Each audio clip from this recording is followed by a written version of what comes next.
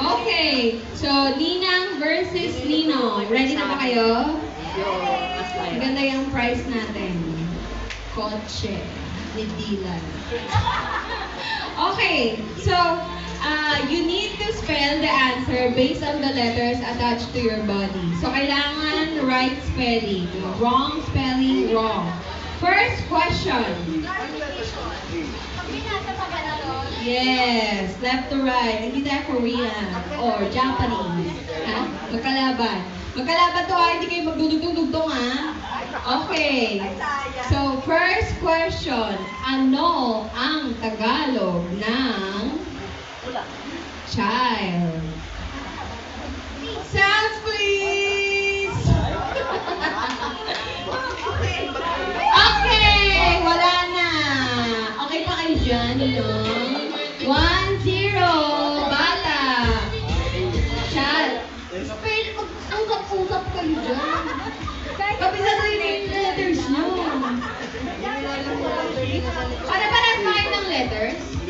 Okay. Okay, next question. Second chance. Ano ang Tagalog ng lips? Labi. Labi. Ay, 2-0.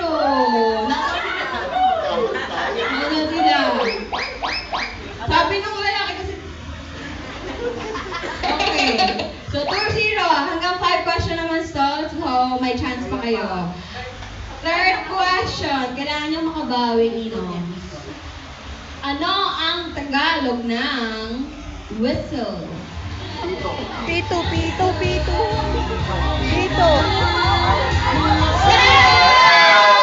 Hindi ako bias ha, pero kasi sila na nanalo. Okay, 2-1.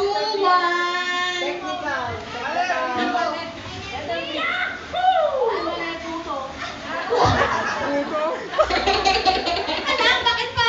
Okay, nakataligid ka na, promise. Okay. May witness. Okay, so 2-1. Okay. Fourth question. Ano ang Tagalog ng 4? Apat.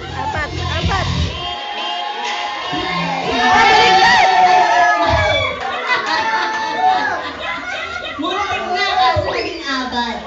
Okay. Competitive ang Ninong. So, 2-2. Competitive ang mga best friends since birth. Okay. Last question. Ay, naku, yung letters. Naku, may nagsasabotage. Okay. Last question. Ready? Ano ang Tagalog ng rock?